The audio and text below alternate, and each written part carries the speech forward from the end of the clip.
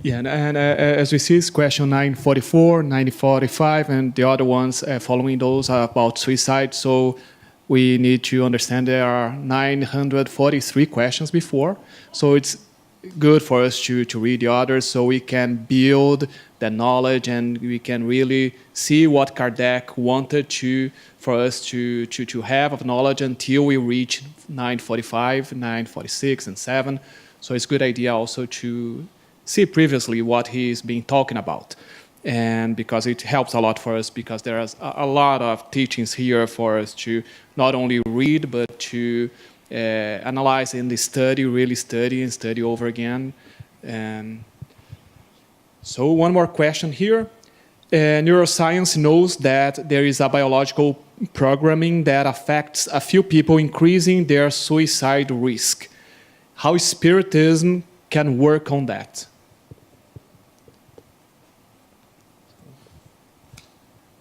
I think that you talked a little bit about that, Junior, when you said about perispirit and what we have, because when we are talking about biological, we are maybe talking about DNA and what we already have in our physical body.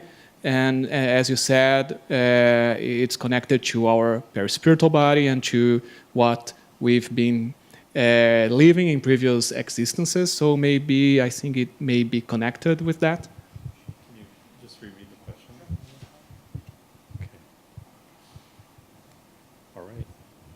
Neuroscience knows that there is a biological programming that affects a few people, increasing their suicide risk. How Spiritism can work on that?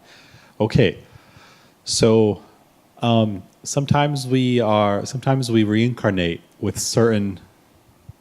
If the body is kind of a machine, and you program a machine, and so if the body comes programmed with, I know nothing about computers, so this could be a very bad metaphor, but there's coding and there's like kind of mechanical things you do to make something predisposed to do something else. And so we can come with a predisposition to anything, really. We can come with a predisposition to go blind early. We can come with a predisposition to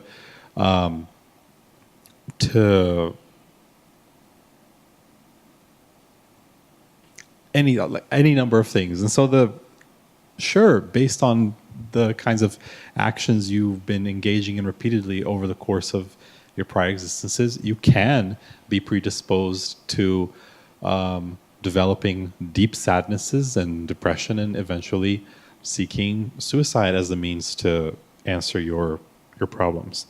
But I think what Spiritism does is it can give you it's not going to tell you what your programming is.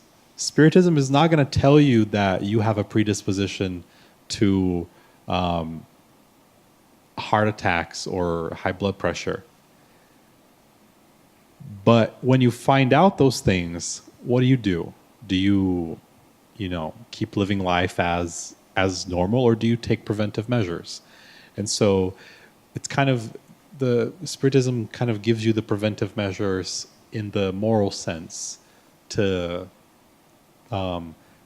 if you're predisposed to depression, to begin seeing the signs of that sadness and knowing how you will react and knowing how it affects you. I think Spiritism is a good tool in your pocket to, go through all this. Okay.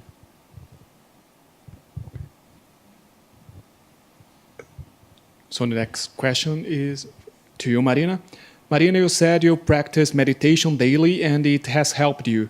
Can you describe your routine, when, where, what changes has the practice of meditation done to your life?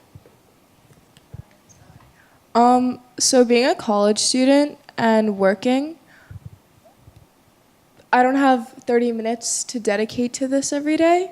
So it's kind of something that I do like 5 or 10 minutes before I go to bed. I just lay down and I listen to relaxing music and I kind of just unwind and like take a moment to unpack the day before I could go to bed.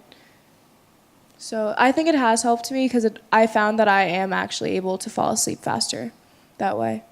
So it's just the way for me to like degress from the day. And I have one more question for the four of you, because here you're studying drama. We have Emily and Sarah who sing so beautifully, and we have Juno who is an artist. So for artists here, how does art help?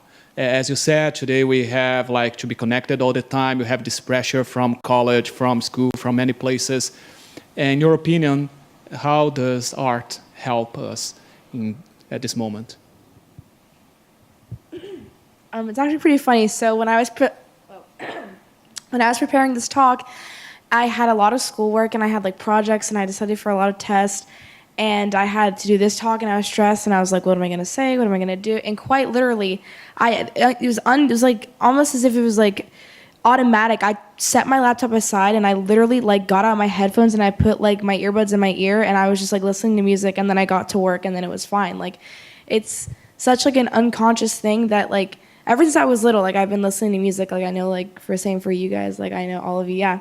So like it's just like such like a motivation, or if like I'm so stressed, I need to get my mind off something, I play music, and then it's kind of like a therapist for me, because like when I play music, like it makes me think like, okay, this happened, so I have to do this. Like I kind of set a plan for myself, and my parents are always like, you listen to music too much, and like that's true, but there's a reason behind it, and it actually like calms me down and it helps me, and it's a really good motivator. So yeah.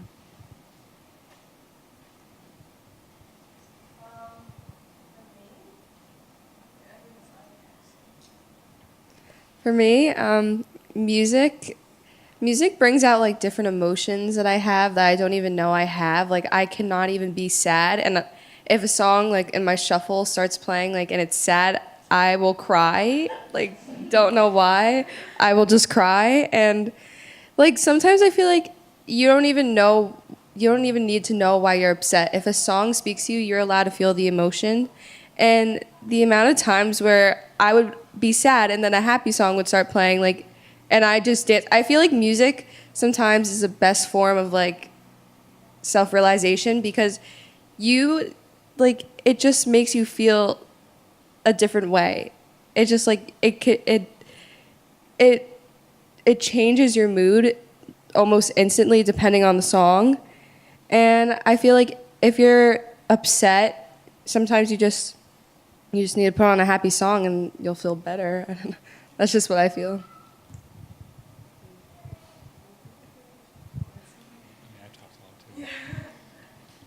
To talk a little more. Art is complicated.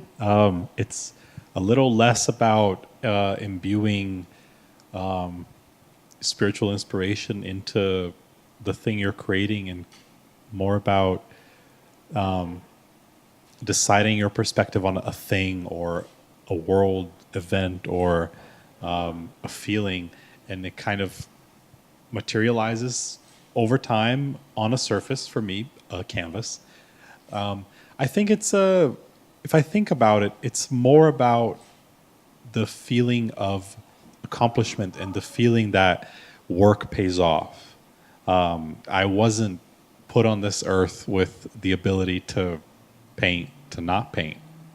You know what I mean? So to do the thing that I think I'm here to do, and to start something and finish it, and be able to put hours of work into something and to see it to its completion, I think is great overall. Whether it's, whether you are an author writing a book, whether you are writing a song and recording it, whether you're painting a portrait or not, or anything. I really love, there's a question in the Spirits book I really love, where Allan Kardec asks if the spirits care for, it's around the like 600, early 600s, if the spirits care for human forms of artistic expression. And the spirits answer, the spirits are interested in anything that points to humanity's progress. And so if an artistic expression is helping us to progress, then there is value in it, and the spirits are happy to see us in it.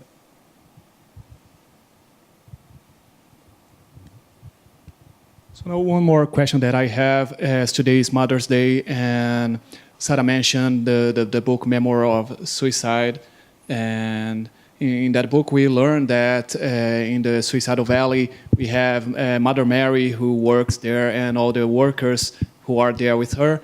And so I wanted you to express how this relationship with your mothers, they can help you in your daily life, in your daily struggles, to help you face them and to overcome them with this help of your mothers, of your family, and all these ties that you have.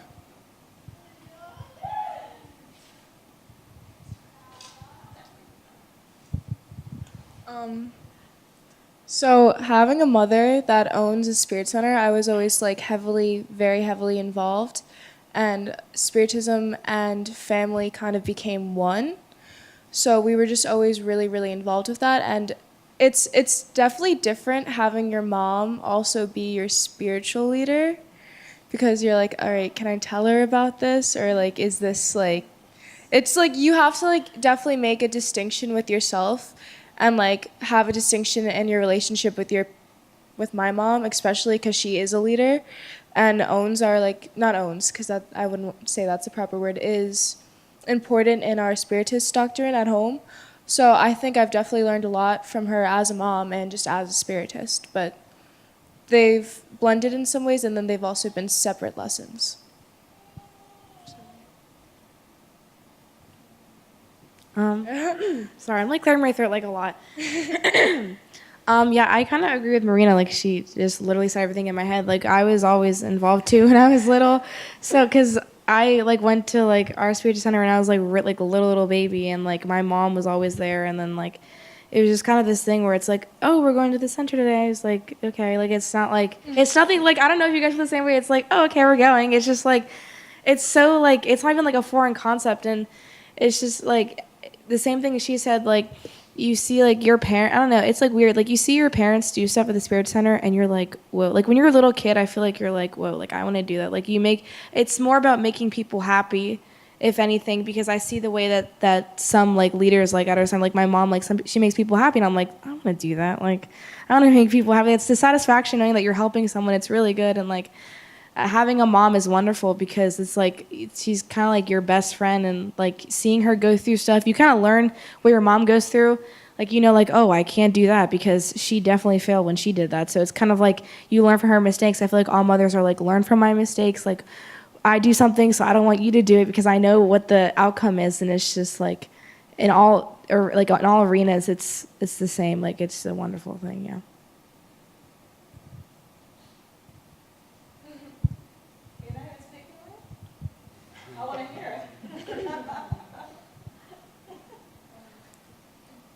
I'll speak. Just like both Marina and Sarah said, having a mom in the spirit center, like running it, it's a lot. I mean, I'm always thankful for it, because I always know where I stand with God, and like where I there's been times when my friends have said to me that they feel lost and that they don't believe in God and all those things, and yeah. And so I just feel like I feel lost sometimes, even being grown up in Spiritism, but like I just can't imagine not having faith in something, because I feel like if you don't have faith in something, you have a hard time trying to better yourself and being a good person. And my mom has shown me that throughout my whole entire life, and even just bringing me to like little symposiums, like even if they're in Portuguese and I didn't know anything because I don't speak it, just being there was always good, and it's made me grown up to be who I am today, I think.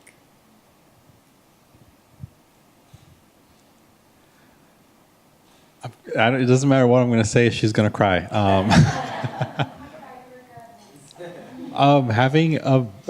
Having a mother who's involved in Spiritism heavily is a lot, but I think if your mother is in Spiritism and you're not involved in it because of her, I don't think I don't think that's good. My mother was my way into Spiritism, because if she hadn't decided one day, okay, I'm tired of feeling like my life and my family's life is misguided, I'm going to try this. If she hadn't, braved the decision to go to the Spiritist Center, we wouldn't have come with her. If she hadn't decided to make herself available for work and make herself available for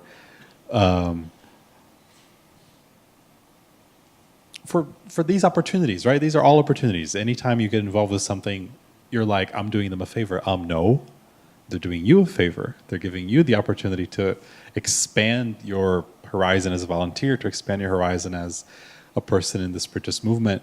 And these aren't doors I wouldn't have crossed. These aren't places I would have gone without my mother doing it first. And so it's a lot when she's a coordinator and this event's really big and you're in it by default because of course you are. When your mom coordinates a big, child and youth group, you're there because you're her child and youth. But now I think with time and age, we've become less, my mother tells me to go to evangelização, so I go, and it's more about collaborating, and it's more about talking. I mean, I am her equal, so I can't really say. What am I trying to say? It's no longer kind of a thing where I am subordinate to her desire to have me work in Spiritism. I work in Spiritism because she paved the way, and I think that's how it should be. And I'm happy to report that we've gotten to a place where we collaborate and we share ideas and we have a good rapport, and that wouldn't have happened without time, without being given the opportunity. Great. So why don't we give an applause to those beautiful mothers that we have here?